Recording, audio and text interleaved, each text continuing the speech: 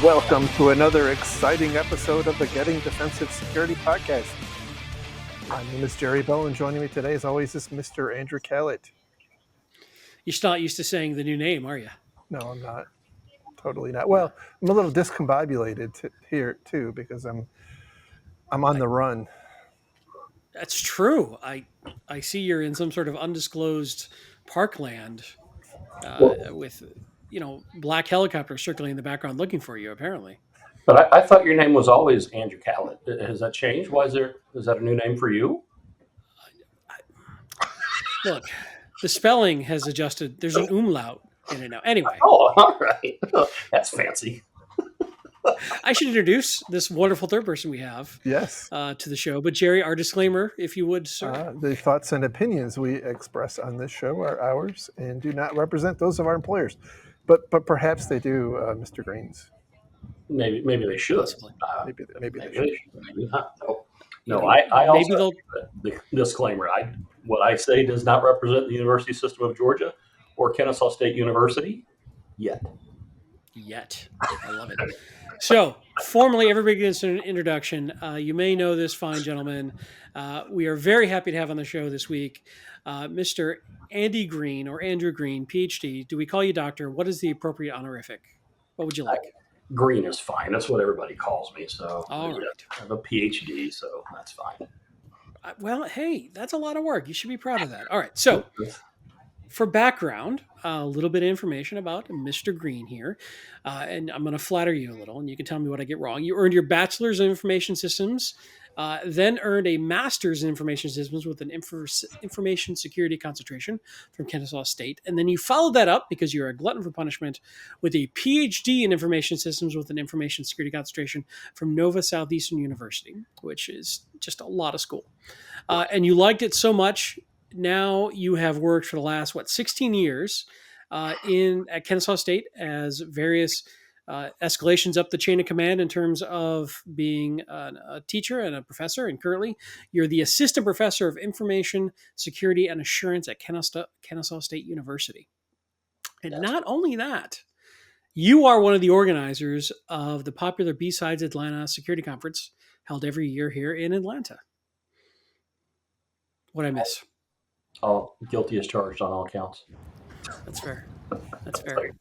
And so you have a really cool, interesting perspective that we don't often talk to, which is folks who are teaching the next generation of students of what to do in our crazy industry.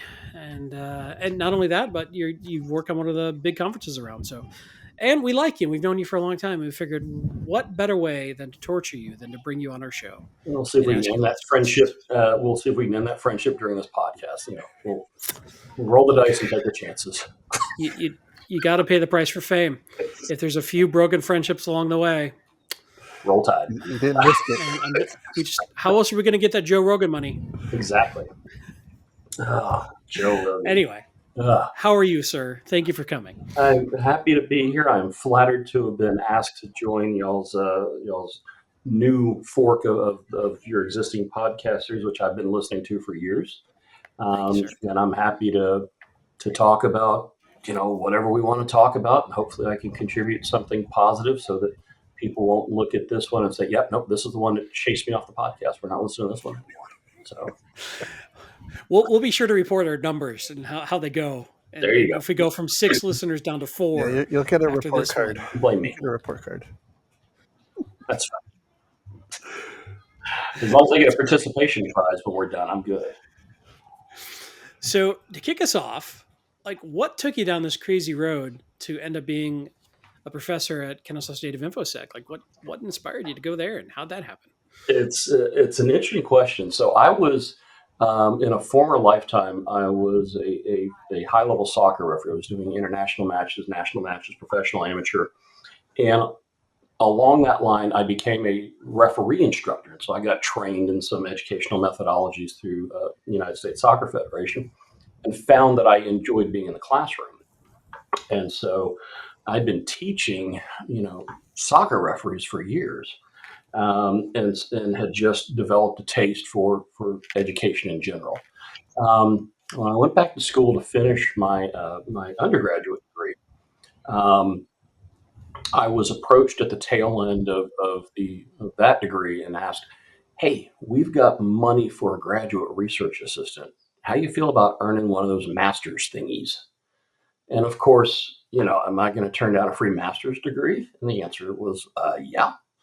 And so I became a graduate student and started working as a research assistant, and while pursuing the master's. And that was when I really started looking around at academia, saying, you know, I could do what these guys do. I could get used to this kind of I hate the term work life balance. Mm. Faculty work hard, but they are also able to do things remotely. We've got a great deal of flexibility. And I was seeing that. And at the same time, the university had just stood up an undergraduate degree in information security and assurance. At that time, it was the Bachelor of Science because we were in the College of Science and Math. And the program was growing. It hadn't been approved when I was finishing up my master's degree. Otherwise, I probably would have gotten the ISA degree.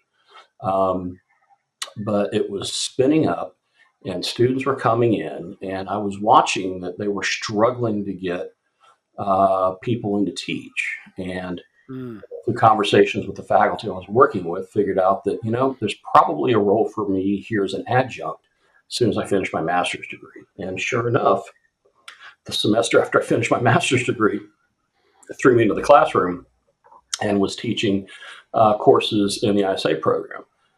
And so I served as an adjunct, and what that means is I'm not a full time faculty member. I'm just given a course or maybe two to teach a semester. At that point in time, the university system had limitations on the number of courses through the year that an adjunct could teach. So we had to balance that workload throughout the year. And that went on for a couple of years, and the degree program kept growing and growing. And at that point in time, I was running my own consulting shop doing IT and cyber for small and medium businesses. So I had a great deal of flexibility. And I was approached about becoming a full-time temporary instructor for a semester, which meant I would get a full course load, treated as an employee, but just, temporary limited term. And they asked if I was interested, and I said, yeah, let's do that. And so did that for, I want to say, 2 or 3 semesters. And then it became, can you commit for an academic year? Hmm. And I said, yeah. Did that for a couple of years. And then finally, I just looked at them and said, can we just, and they said yes. And so had to get funding for a full-time permanent line as a lecturer. And so I actually had to formally apply for what I considered in my head my job and be interviewed. And that was the first time I like to refer to, actually the second time I like to refer to as fooling my colleagues into hiring me. And so I worked, took that position as a non-tenure track lecturer because I didn't have a terminal degree, I didn't have a PhD. And I realized as the more I started with that, the more I enjoyed being in academia, right? Being able to help kids. I've got technical skills that, no disrespect to my colleagues, but you've got your niches, and my niche is technical. Most of my colleagues are policy driven or behavioral driven, and Sure. so being able to create lab environments, be able to write labs that you could implement in the academic coursework, that was where I really excelled because I had the ability and the desire to do it. And so, I was doing these things and started to realize that, and again, I'm looking around, I could do this for a career. And that's when I realized I needed one of those PhD thingies, right? Because you've got to have one if you want to have any type of potential for job security long term. And so I went out and found a PhD program, enrolled in that, did my dissertation, and it really is fortunate that, again, we were also over time, right? We moved our degree program over to the business college. Our department split we were the computer science and information systems department. We had a friendly split. We just realized that we were two different groups of faculties, two different programs, and it didn't make sense for us to be together. So the IS faculty, we created a space, or the university created a space for us in the College of Business, which is where we still are today, and we became the Department of Information Systems. Oh, okay. And so we've been in the College of Business now for a while, but the degree was growing, and then I forget exactly what the timeline was, but the Board of Regents came to us and said, we want a 100% online degree in cybersecurity. Now, Wow. we already had at that point in time, we converted over to the BBA, Bachelor of Business Administration, because we were in the College of Business. So we tweaked the ISA degree program, and we had also created so that you could take it either in person or online. And so when the word came down from on high that the Board of Regents wanted an online degree program in cyber, we said, hey, we've already got that, and it's the ISA program. So that's adorable. We want an online degree in cybersecurity, right? And when the Board of Regents speaks, so we created this multidisciplinary degree in cybersecurity, and that thing took off, right? So we've got the ISA program, we've got the cyber program, and student counts going through the roof. And was there a big difference between these two programs, or is it kind of like marketing? So the student counts take off. Yeah. And what I will say is the degree program was multidisciplinary in that we took content from the ISA program, we took content from the IT degree program, and we took content from the criminal justice program, and we put it all together. Wow. And that's cool. It was existing coursework. Okay. Because we weren't given any additional resources to make this program. We were just told, stand it up. And so, roll tide, and here you go. Right. But student enrollment count is going through the roof on both of them, right? Because the university system is pushing the cyber program as, hey, this is marquee, right? They were advertising it everywhere. Next thing you know, we're up over 1,000 students, headcount wise, which is ridiculous. But what that told, by giving us those numbers, that also gave the department the ability to go and argue, hey, we need faculty lines, right? And I'm tying all this back into, all this was going on while I was working on my PhD. And at the time I finished up my dissertation, I was on the job market. I was doing job talks at other universities. And we got approval to hire for 2 cybersecurity specific positions, tenure track, right as I was coming out.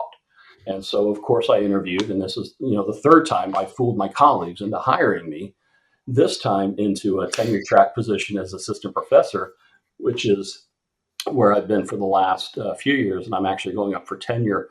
That process will actually informally start in January with some conversations. Wow. I turn in my packet over the summer, and it goes through a whole review thing. So all of that to say, right, you asked how it goes and what got me started. This is the career path for me. Atypical, right? Sure. Most folks don't work like this.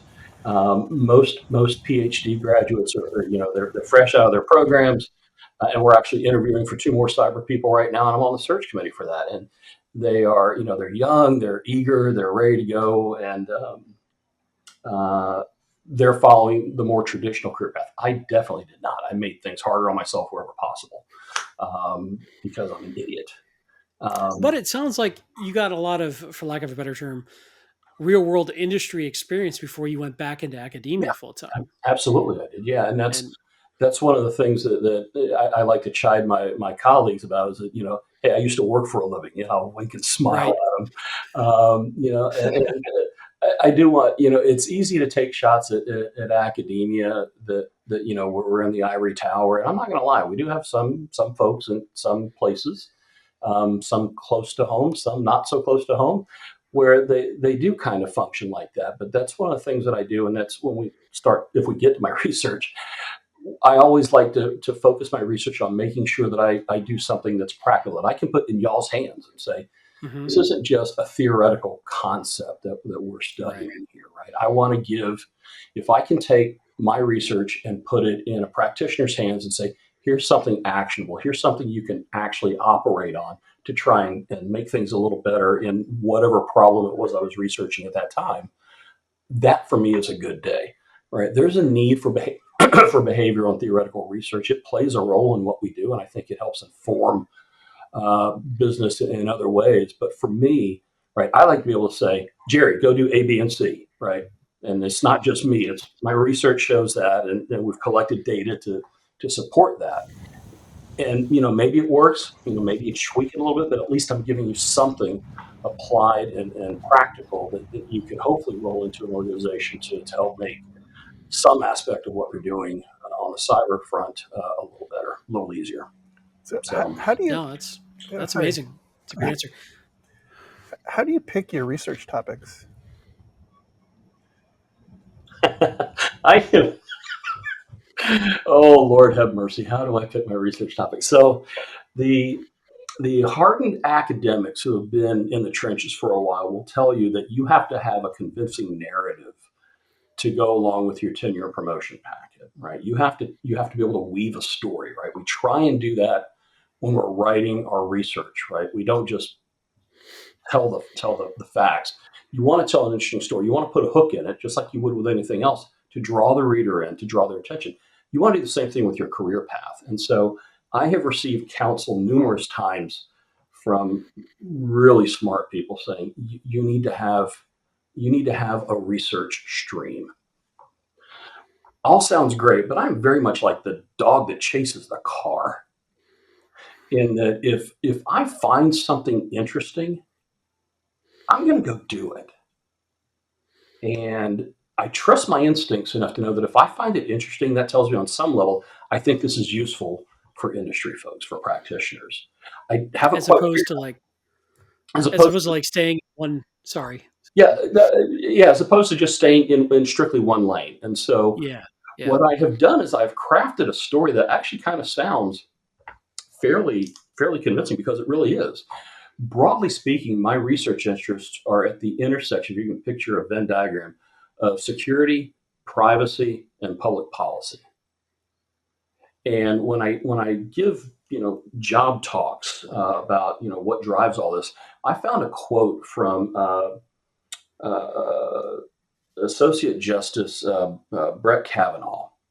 He gave a talk somewhere a few years back, and he put it in such great terms that every time somebody really wants me to present on why I'm doing what I'm doing, I pull that quote, and I wish I'd pulled it here in prep for this show. But it is effectively um, the next battleground is all around the First and the Fourth Amendment. Interesting. Security and privacy are going to Yeah. play huge roles in court decisions going into the future. And when I ran into that quote, I said, "Shit, that's it. He's much smarter than I am. He just said it perfectly." And so I grabbed that quote and I put it in a slide deck, and it's there for any time I need to give any type of why I do what I do talk or anything like that. But that for me is the battleground, right? And so when I see things like the paper that when we get to it, right, vulnerability disclosure policies, right, the real threats that researchers face when reporting a vulnerability they have found to a firm that they don't work with, right? They're just external researchers and they find a problem. You know, we've all heard the stories about researchers who have been arrested, sued, right? The literal pre-dawn knock on the front door from the FBI, Sure. right? And this cat, which city just got ransomware? And they sued the researcher. That's ongoing. He just signed a settlement. They Yeah. just reached a settlement agreement. I forget, what was it, Cleveland or It was someplace? Columbus, Yeah, Ohio. city attorney turned around and sued Columbus. Yeah, Columbus. And so they turned around and sued him. right? And they negotiated a settlement, all because he had the nerve to publicly challenge what the mayor was saying in terms of the accessibility of the data after the I forget which ransomware group hit him, but after that data was put out on the dark web, and the mayor saying, well, no, it's malformed, that you can't read it, we can't open the files, they're all fragged. Mm-hmm. And the researcher said, yeah, no, they're not. I can open them all up. And he tried to contact the city, and they didn't want to hear about it. He contacted the media. Next thing you know, he's charged. I believe he was criminally charged. Wow. Yeah, and so I may be wrong about that. It may have been a civil action, but yeah, he was in the crosshairs of the city attorney, and they just negotiated a settlement. And one of the things is he's not ever allowed to share that data with anybody anywhere ever. Which I just even though it's those kinds of publicly things available. Which is crazy. Even though it's publicly available, he has a court order that says he can't talk about it or disclose it to anybody. Yep, because their argument is that, well, it takes a certain degree of technical acumen to go find that data. Not just anybody can find it. Like, does it though? Well, you got to click 12-year-old with a Tor browser. You got to click the connect button on the Tor browser. That's what it takes. Like, that's the thing. So operating a mouse. Yeah, that's fair. And having an interwebs connection. Yeah. Makes you a domestic terrorist, evidently. So, we started. Go ahead. Yeah. No. We started to talk about this. It's a great time to jump into like some of the examples, some of the research you did. We know you just put out a recent paper, and would love to talk about that a bit. And Jerry's still hiding from. I think there's a cheetah trying to sneak up on him from the background currently. So if Jerry's taken by a large, it might be a cougar. Could be. He is in Florida. So Jerry, if you get eaten by a large animal while we're on our show, I mean, I'm sorry, I'll feel terrible, but our ratings will be. I was going to say that'll be a massive spike for your ratings. I mean, so choose wisely. Yeah, let's just say there's a lot. Either way, we're going to enjoy it. There's a lot of cougars around me right now. Well, fair enough. Roll Tide. And just for the record, if you don't know, Jerry is in the middle of expanding his southern compound at an undisclosed location, and apparently the construction noise is so bad he literally had to go find a state park to record today. So we appreciate your efforts there, Mr. Bell. The struggle is real, buddy, and we know. But back to Mr. Green's research.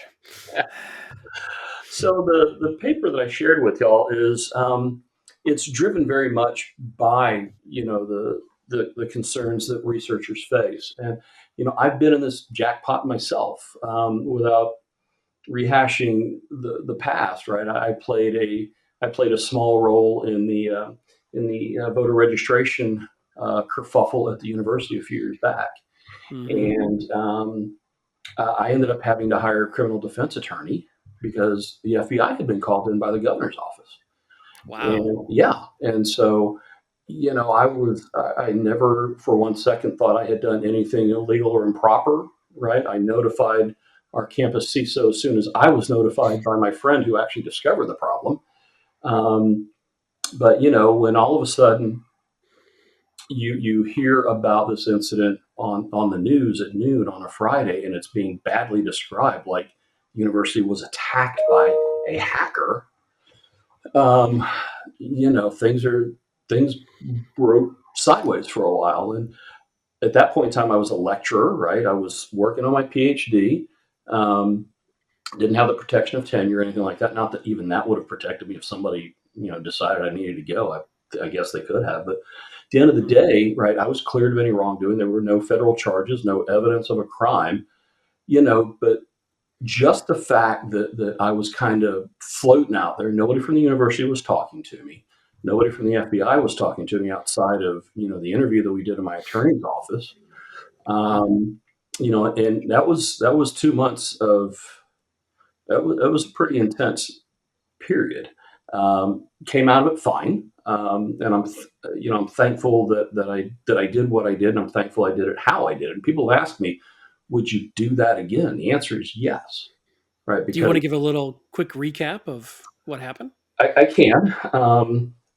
So at one point in time, the university had an agreement with the state of Georgia, the Secretary of State's office, to basically manage election and voting systems for the state. It was the Center for Election Systems. Mm-hmm. And so, they were tasked with. I'm really not really super clear on what they did because that wasn't, my thing. But they had a public-facing website up that kind of talked about, what they do and everything. Turns out they were using that website to share files in what they thought was a password-restricted area for county election officials. Right? Nothing unusual. Nothing. It's the kind of thing that you would think would happen all the time. Turns out that you could bypass the user authentication by URL manipulation. Oops. And so all kinds of data and voter registration data for every registered voter in the state was hung on the website. Again, they thought it was behind a password protected area, and it wasn't. And so, a buddy of mine actually found the problem. He pings me because he doesn't know anybody at the university, right? Sure. And I won't tell you what I said to him as he's telling me this, because I immediately thought, this isn't going to be good, and this is not good, and it wasn't. I verified what he told me, and then I turned around and contacted our campus chief information security officer, and within half an hour of me, and this was like 9 o'clock at night, like on a Wednesday night, I pinged him and I said, I've got something, we need to talk about it. And he knows me well enough to know that I don't just ring a bell haphazardly.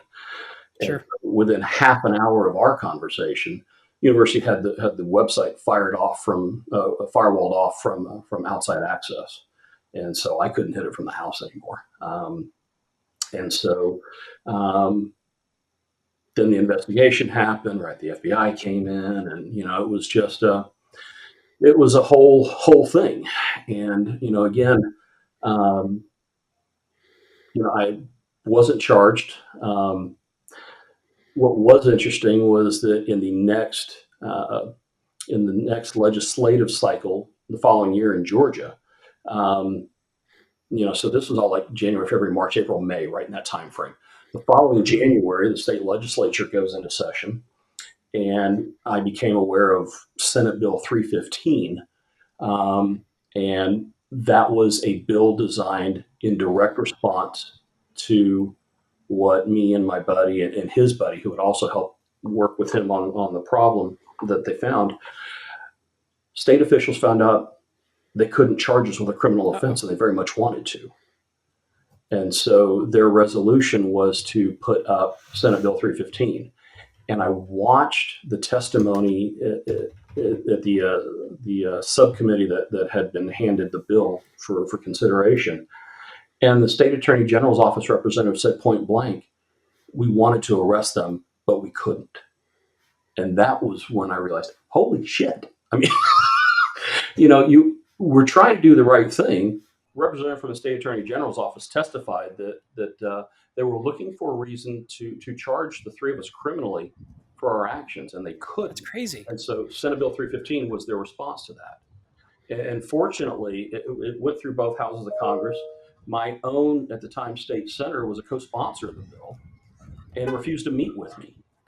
I had a meeting scheduled with him, and he stood me up.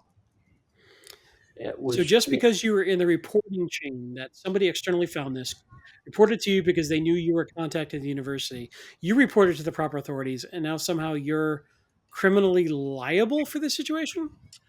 That seemed to be the gist of what they wanted to have happen, yes. And they could not charge us. And so they thought they were fixing a problem, right? From their perspective, they thought what we were doing was bad, and they wanted to fix it. Now, of course, obviously, philosophically, I disagree with that. Sure. And I would have welcomed the opportunity to have had that conversation with my state senator if he had been professional and respectful of his constituents enough to actually honor a meeting that he had scheduled. but that never happened, unfortunately. And so, the So bill this led ultimately, to. Sorry, it go got ahead. to the governor's desk. Wow. It was approved both houses. Google and Microsoft wrote a joint letter asking asking the governor to veto that. Now, when's the last time you saw Google and Microsoft write a joint letter for anything? Oh, Right? seriously. And so, yeah, they jointly signed a letter asking him to veto it, and Governor Deal thankfully did veto it. Wow.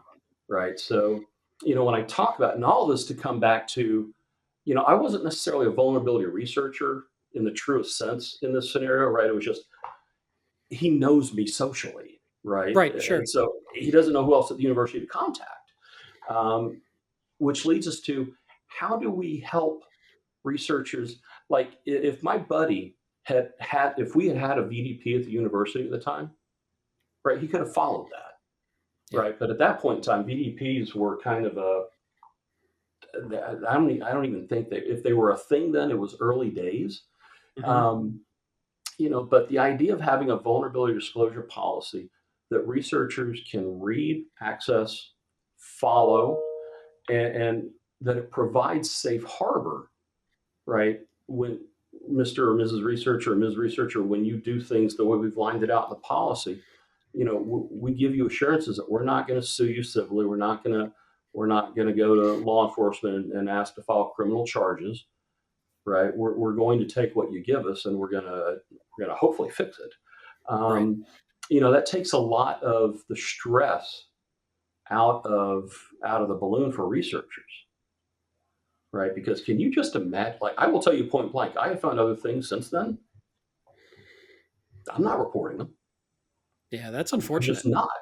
Unless I happen to know a person in that organization who I know I can trust, and I know that their overall philosophy won't be to punish me. Right. Right. In that scenario, I would engage with sharing my findings with them. But otherwise, it's too chilly. And so that led us to the research that we did on VDPs. So what was the research focus, and what were the findings? Yeah. So, as you can tell, that's a hell of a hook to put into a research paper. So I didn't use my hook, but we talk about, the very real fact that researchers, they roll the dice, right? Sometimes they're patted on the head. Sometimes, the FBI is literally banging their door down and confiscating equipment. And so we started to ask the question, what can we do here, right? If I were a researcher, right, what would motivate me to report my findings to an organization that I don't work with, or not report? And so my neighbor is standing in his backyard and he's calling me right now. I'm sorry. We'll let that go for a little bit. Okay. And so this is where we got nerdy in a couple of different places in the research, because you have to. And so we looked at a behavioral theory called the protection motivation theory, or PMT. And PMT it comes from the psychological literature, and it explores what would motivate a person who perceives a threat in a situation to act or not act.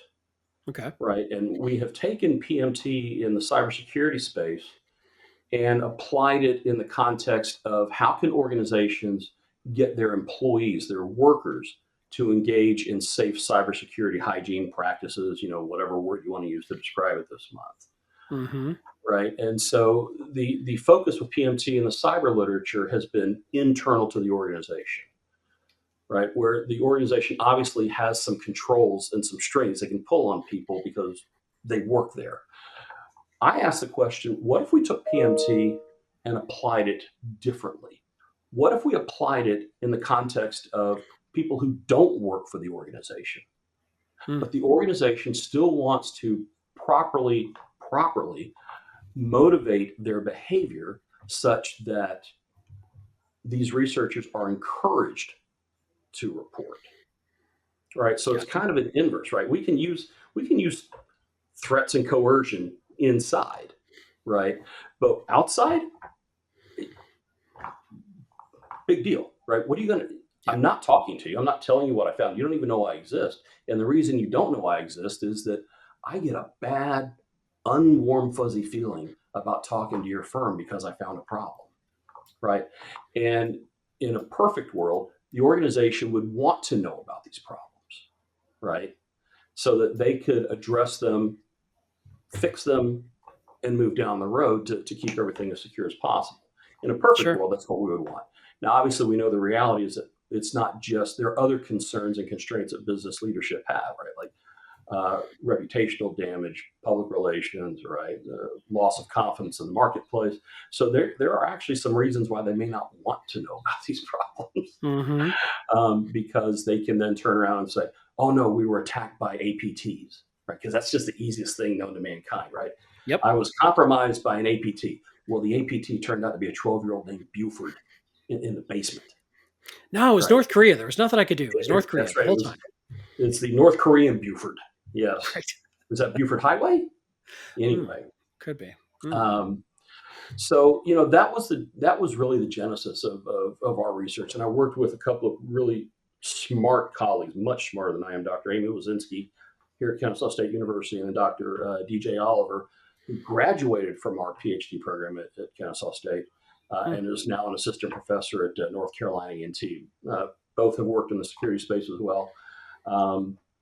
And so we started to ask these, what could our research question be, right? And so we ended up landing on what would move a researcher to intend to report a finding through the lens of PMT. And so straight pure PMT as a theory doesn't really apply here because it's inverted in a sense. And I refer to it as inverted, but we really modified, we extended PMT. And we came up with the vulnerability discovery and disclosure model, the VDD model. But what we ended up doing was we put together a survey, Qualtrics survey with a bunch of 7-point Likert scale questions.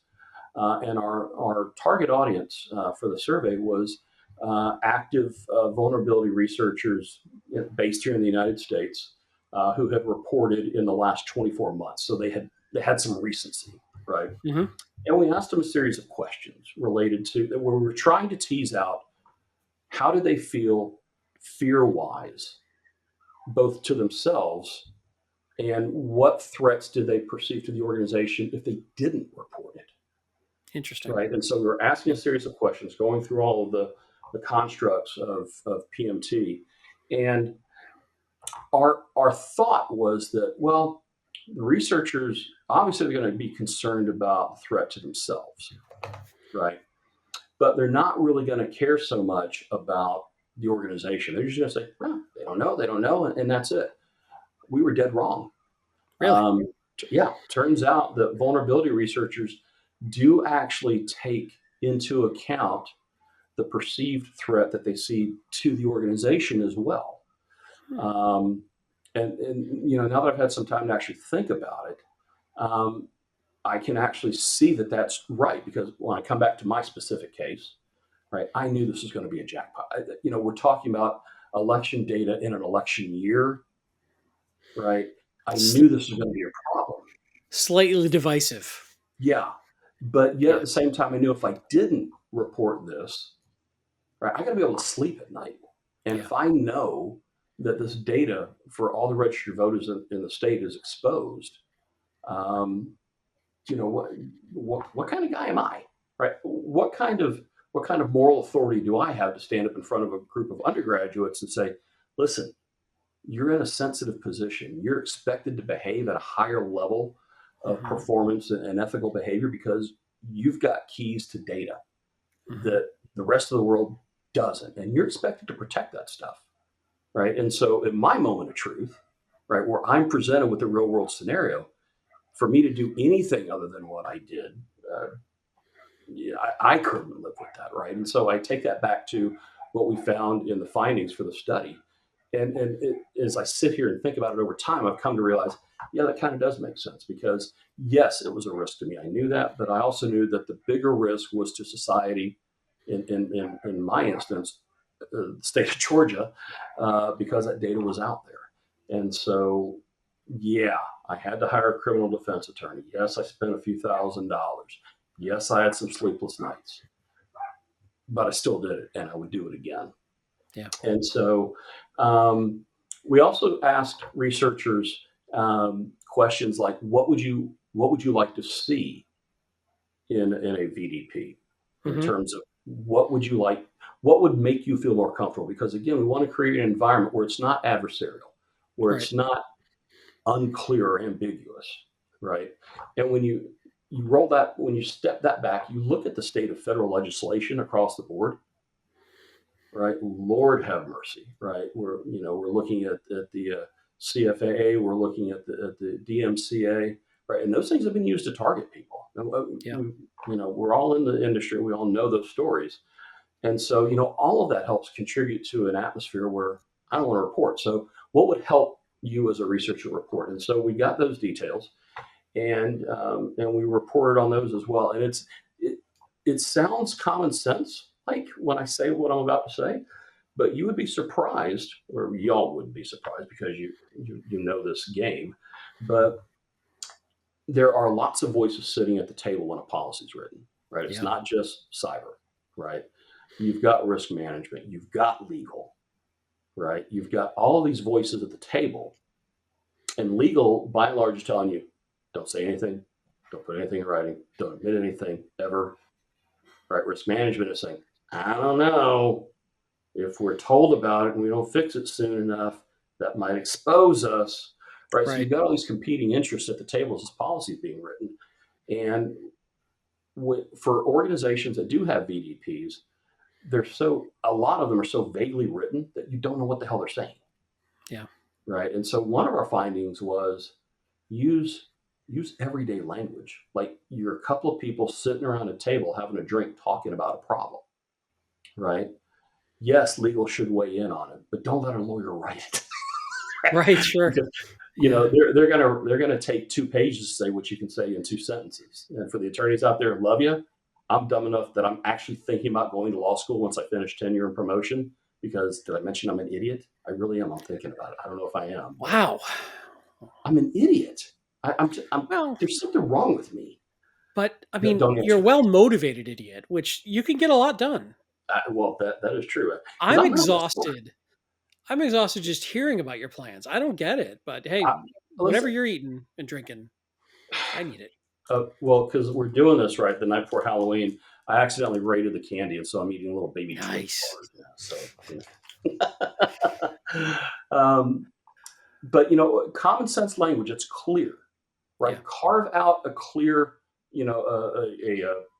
a safe harbor provision where you make it clear in no uncertain terms that, for the systems or the environments that we've scoped out, right? These are in scope for the VDP, right? Here's how you're going to report to us, right? Here's how we're going to respond, right? Here's what we're going to ask you to not do while we're investigating, right? Like embargo, right? Black hole it for some period of time. And then to offer that safe harbor and clear reporting, safe harbor, and an easy reporting process were the big things that researchers came back to us and said, you give us these things, we're more likely to report our findings than not.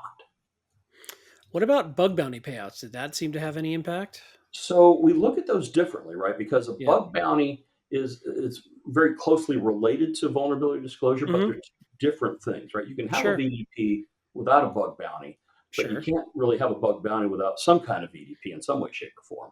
And so we only looked at vulnerability disclosure policies themselves.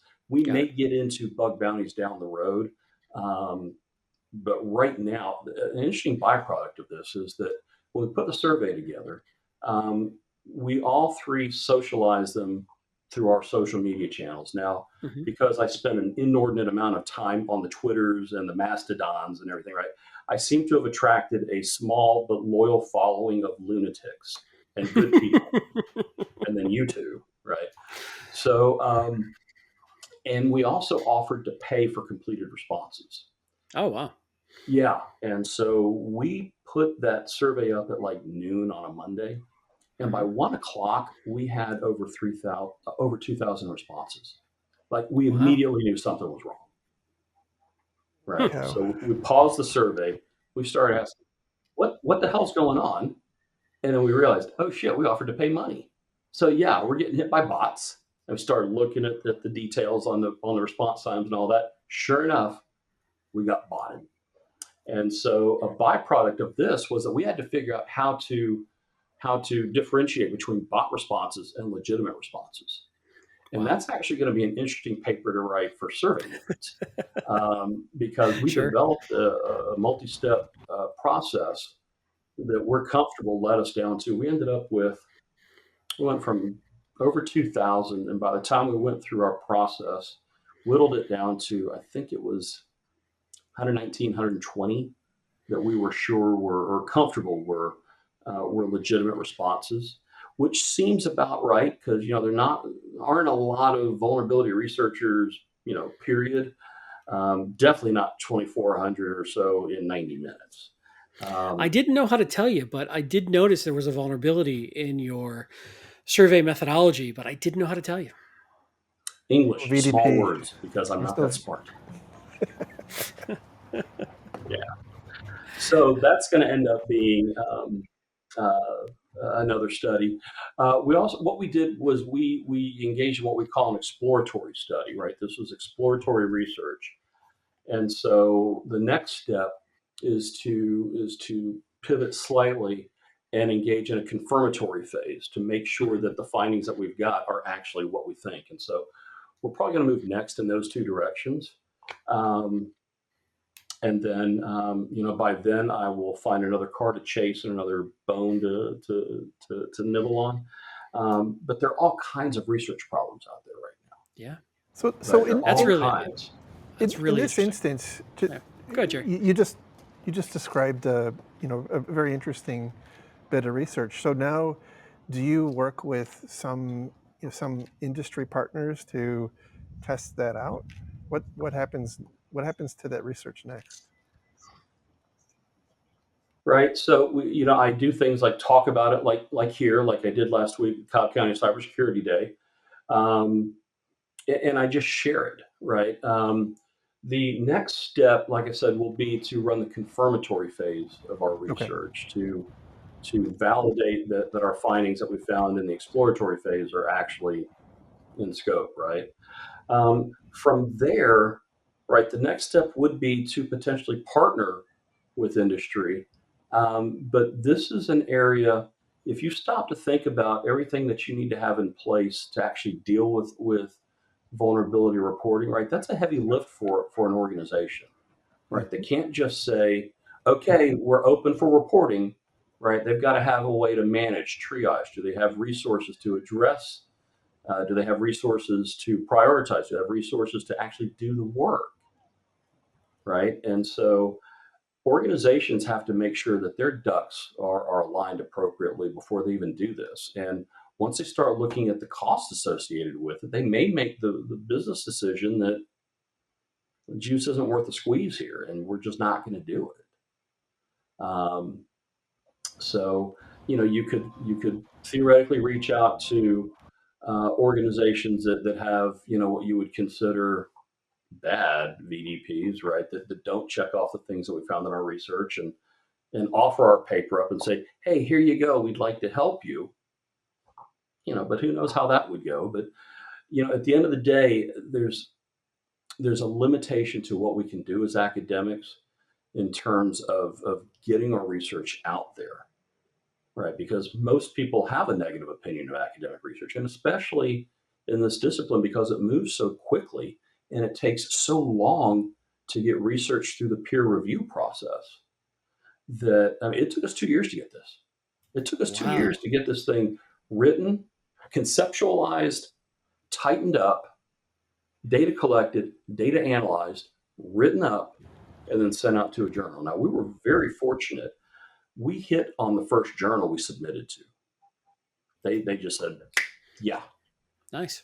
Right. The reviewers came back and they were very complimentary because, again, this really is kind of a novel, right? The big thing in academia is how novel is your research, right? And most people will just kind of take a problem and tweak it like 5-10 degrees. Oh, it's novel, right? But we kind of took PMT and twisted it and applied it to this scenario, which really was a novel approach to looking at this problem. And the reviewers were very complimentary. We had very minor reviews, and within 2 months of us getting the first draft in, we were done, which is unheard of. Hmm. I've got colleagues who are doing theoretical research where they are going through 5 and 6 rounds of reviews, and they're 5 and 6 years in. Wow, Yeah, that's wild. it is. That's Yeah, amazing to me. yeah. But when you think about that, right, it inhibits our ability to do timely quality research and get it out there for our industry Sure. to be able to utilize. I don't Well, have the fix for that. but here's the flip Actually, side. I do, but nobody wants to listen to me, right? I mean, this could be a whole nother hour-long conversation, so I will not go too far into this rabbit hole. But the flip side is most of the research that is presented in the cybersecurity industry is some vendor walking around at some random conference and asking the random people on the floor some set of questions, and then producing through their marketing department this, self-reinforcing sales pitch based on research study that they conducted, on the floor of whatever random conference they were at, which is crap. Right. Yeah, Sorry, it is. And one of the things that you learn in a PhD program, a well-built PhD program, is actually how to do quality research. Yeah. Right. How to address the limitations that are present in your research. Right. Like one of the big limitations is it was a convenient sample for us. Right. We have no way of knowing what the actual population size is. Right. The total number of researchers in the country that met our criteria. We Right. don't know what the population is. Therefore, to determine whether or not your sample size is appropriate is much more difficult. And so we had to use some other statistical methodologies to prove that our sample size was statistically relevant enough to warrant making the claims that we made in the study. For And your so, follow-up, Mhm. have you considered just arresting all the researchers in the country, and then once you have them in jail, you can count them successfully and then query them and then let them go? Is that what do I you think? could, right? We could. Yeah. Yeah. Alternatively, and hear me out on this, we could not. Hmm. It's a thought. Right. So, There's probably a reason why I don't. well, listen, Don't it's do not for research. lack of trying, especially in Georgia. So, Well, we have burned almost an hour on this, and it's fascinating. I'm really glad we went down this topic. I had a whole list of other questions, and I know people yell at me if I don't ask you about Atlanta B-sides. that's what we want to. Like my headache has gone. Literally talking with you guys has made my headache go away. 5 minutes after we're done, the headache will come back. But Is that's that fine. mainly because we've caused so much other pain that you've forgotten about the headache?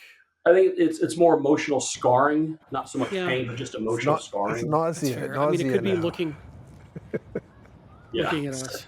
it's waves of nausea. Yes. So, We will certainly have to have you back to talk more about this, assuming people like this format of the show. I hope they do, yeah. because I think this is fascinating and incredibly valuable content, stuff Jerry and I would never know to talk about. So So before thank you. you pivot, Um, is there a Yeah. way people can learn more about your research before we pivot to B-sides? That's good. Very good question. Absolutely. So I run my own website, andygreen.phd. Very clever name. Very clever. I thought of that Hey, myself. Right? that's cool. And Soon to be I am andygreen.edu, right? that will be next. .phd.esq if I'm dumb enough to do it. Yeah. I actually sign over. We all sign over copyright ownership of our research to the journal, and so we're restricted from how we could share it. We can still share it, but I will simply say that you can find my contact details on the website, and I'll give you my work address. It's agreen57, AGREEN 57 at kennesaw.edu, or you can use andy.green. They both get to me at kennesaw.edu. If you want a copy of the paper, I can distribute it via email just like that. Drop me an email, and I'll be happy to send you a PDF of the study. That I can do. I have also linked to content from presentations that I've done. I've actually put a slide deck together for this paper that I've used in the last couple of talks, and that's available on my website as well. I share those. They're out there PDFs under the presentations link on the website. And I've also got a link for if you want to go take a look at my research. It'll show you a list of research that I've done and published. And again, I'm happy to share anything with anybody via email. I can do that all day long, and I'm not violating any copyright agreements to do that. I just can't like hang it out on the website and say yeehaw, everybody in the world can download it. Unless I go the open source route, which costs money, and our university doesn't want us to do that, so I don't ever go the open source route. So No worries. yeah, it's all out there. You can take a look at it, and as you'll see, I'm literally the dog that chases the car. If I find something interesting, I run it down. And so you'll see if you go look at my research history, I poked around in emergency alert systems a few years back and found some problems. And yeah, I got tipped off to that by an employee. At the time, he was an employee of another state institution. And I had no relationship with him, but he reached out to me again, going back to the role that I played with the Center for Election System stuff. Somehow he found out my name. My name didn't actually get out there for years. But somehow he found my name and said, hey, since you're doing all this whistleblower stuff, and it wasn't whistleblower stuff, but and he said, It is now. Yeah, you need to go look at emergency alert systems, and I'll be damned if you wasn't right. Interesting. We found a number of EAS management systems publicly accessible on the web. Yeah, thank you, Shodan. And so we crafted a couple of different papers for that. One was for the technical audience, right? What you should do to protect that. And then the second paper we wrote off for that was for the managerial folks, right? Here's why this is a bad idea. Here's how you should approach these things. Here are the threats that can come from this, like being able to, if I wanted to brute force my way into that system, I could have launched, a fake alert, right? I could have canceled an alert, right? Because it's the management system for that EAS instance. Wow. And so, we found that. I've just done all kinds of goofy stuff. But it was interesting, right? And again, it goes back to, it's a bad day if somebody fires a false emergency alert of some type. But look, kudos on you for not launching a zombie alert. Yet. Tomorrow, at least to the day of recording this, tomorrow is Halloween, so it is. And also, I will have you know that October 31st is Coach Nick Saban's birthday. Roll Tide. Very good. That's great. That was an elegant segue. That was just a good little. Yes. That's why I'm here. I'm here for the segues. We'll try we will try to get your website, your address, and your email address in the show notes as well. Okay. So before we wrap up entirely, you've been involved with Besides Atlanta for a while. Anything you want to say on the show there, and how people could help out for the next conference, or how they can get involved? Yeah, we actually put a call out the prior conference, right? We just had 2024 last month. Yeah. And at the 2023 event, we put out a call for volunteers. We said we needed help. There's three of us, right? There's Yvette Johnson, Joetta LaSure, and me. And we've been trying to run everything ourselves. And I just said, we can't do this. Yeah. And we put out a call for volunteers, and a lot of people put their hands up. And it was a much easier event to run 2024 as a result of that. But we as organizers are still learning how to function like that. And so to those folks who have supported us and helped us, thank you. You actually listened to, I painted a pretty dire picture at the end of 2023, the closing remarks. Were either one of y'all there that year? Okay, were you there for the closing? I don't know that I was. Okay. Unfortunately. Sorry. So at the closing, I put up a slide deck with some numbers, and it wasn't a pretty picture. Sponsorship was way down. Volunteer count was way down. And we said, this is the community's event, right? We're just the current idiot caretakers. There were people before us and there will be people after us, but we're in a position where we cannot continue like this. And collectively, right, people put their hands up and said, I want to help. And so we got somebody to focus on on sponsorship and fundraising for that through the roof. Nice. We had volunteer coordinators for certain areas, performed admirably, right? It took the load off of the three of us.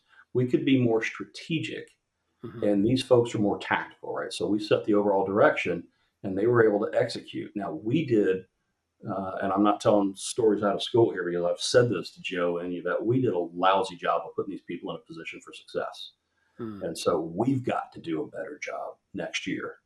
But we had more than 500 folks in attendance at some point in time during the day. Wow. More than 500, and in the facility that we're in, and we've got a partnership with Kennesaw State University and my department of my college.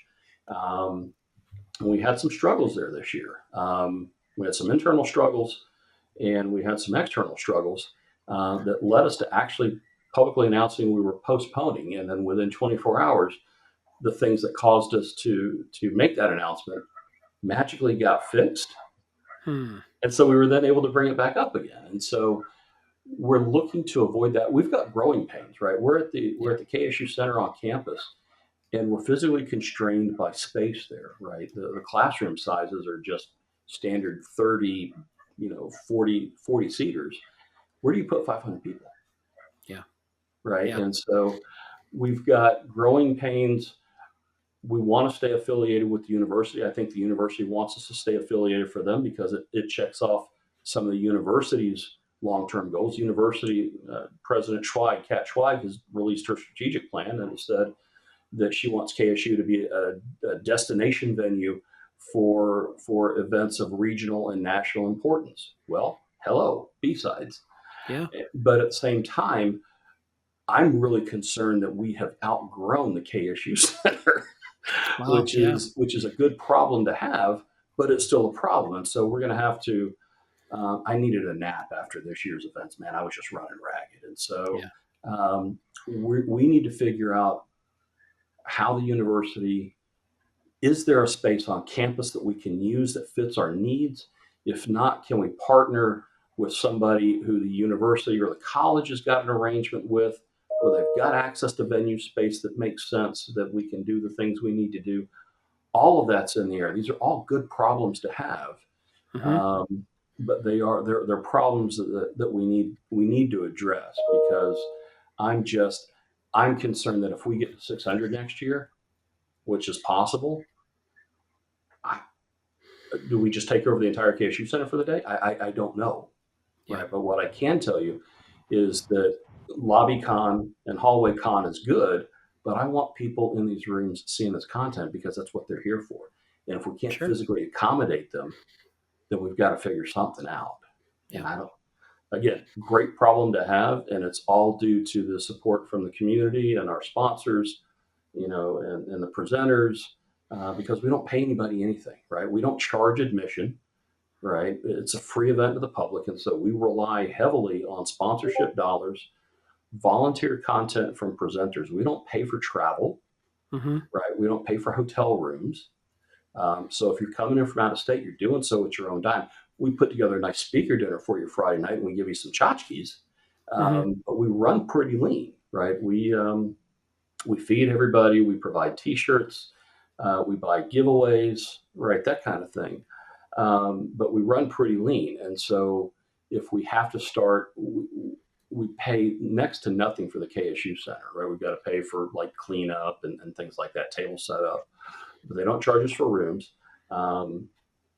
And so, and parking is free, which everybody loves, because where can you park in Metro Atlanta for free?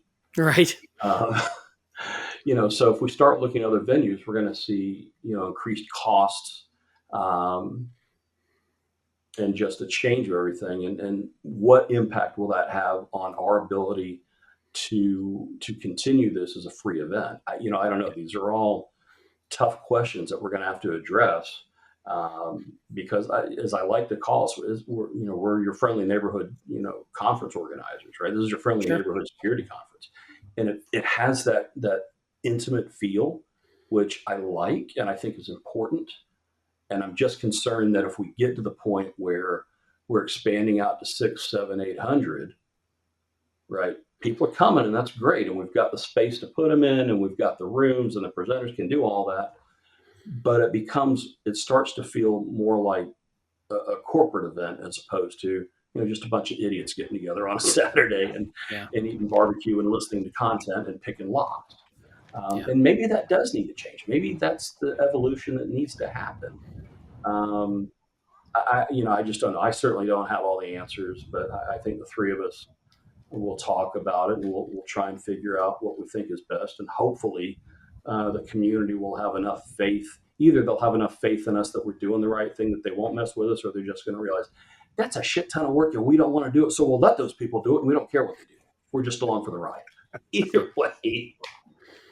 Well, if anybody listening to this show can help, I guess reach out to you on your email. Yeah, absolutely. Okay. Actually, for B-side stuff, Yeah. My email, I'll give you my email address for that, is andy@bsidesatl.info. Okay. We'll put that in the show So notes. that's there. And we've got the website up, bsidesatl.info. We also have a Discord server. We also have a LinkedIn page. Right, we're on all the socials. We've got Nice. We're on Mastodon. We have a Twitter account. Because of all the shenanigans with Twitter, now X, I made the personal decision to move away from that, and I kind of forced the conference to go that way. But a lot of folks are hanging out still in the Twitter security space or the X security space. So I may need to just let that one go and say to our social media manager, put it everywhere. Yeah. And, just go with it. But yeah, we're out there, and we're thankful for the support, thankful for the engagement from everybody. And we have not set dates for 2025 yet because it's A, we don't know what venue we're going to be in. B, if we do stay in the KSU Center, I have to work around multiple academic programs because first and foremost, those are classroom spaces.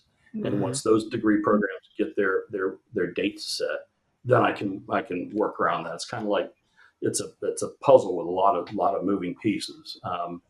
And so, but I was able to get the date set February this year for September. And we're probably looking at something close to that for 2025. Sometime in February, we'll probably have the date set, if not before then.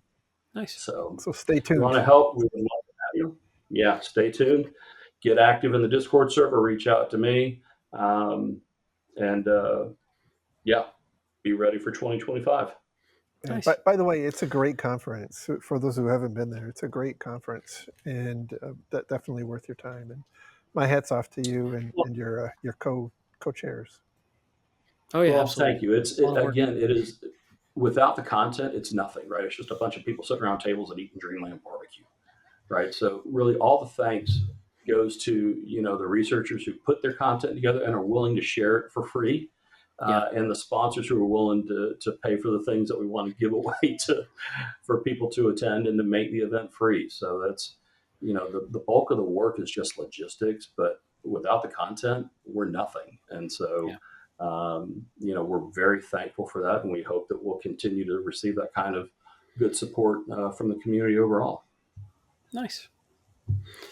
Well, hey, I want to be respectful of your time. This has been an amazing conversation. It's been fun. If somebody wanted to find you on the socials, what's the best way to find you? So I'm on LinkedIn, Andy Green, PhD.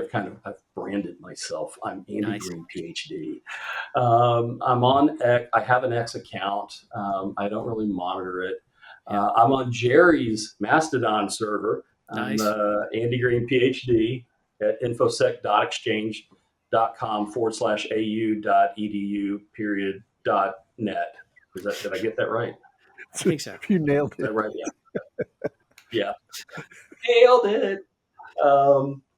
And then I'm in multiple Discord servers, right? I'm in the Atlanta Cybersecurity Engineers Discord. I'm in a Discord server that I run for my students and the KSU security community. I'm in the B-Sides Atlanta Discord. So I'm you're around. I'm around. I can be found in it.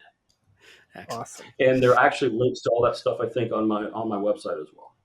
Perfect. Well, thank you, Andy. It's been a great conversation. This has been fun. Yeah, much appreciated. Amazing content. I didn't know where this conversation was going. I'm glad it went where it did because this was really cool. and we'd love to have you back soon. Well, I'm always around, always happy to help. But I've been a big fan of y'all's podcast for at least 15 minutes now, and it's been it's been extremely rewarding. That's amazing. We'll pay you later. On that note, if you like our new show, tell a friend. It's a brand new format. It's a new feed. Give us some love on the rating service of your choice. Watch it on YouTube, whatever you want. We're trying to build a new fan base for the show in the new format. Tell us what you like. Tell us what you don't like. Love to hear from you. And you know where to find me on Twitter /X at Lerg, Lerg, on infosec.exchange at Lerg, Lerg. Jerry, Mr. Ad Jerry at infosec.exchange, I believe, right? That's right. And I'm just trying to, not have to make you talk so much in your Thank you. weird natural park that you found. But Jerry with that, is Florida man.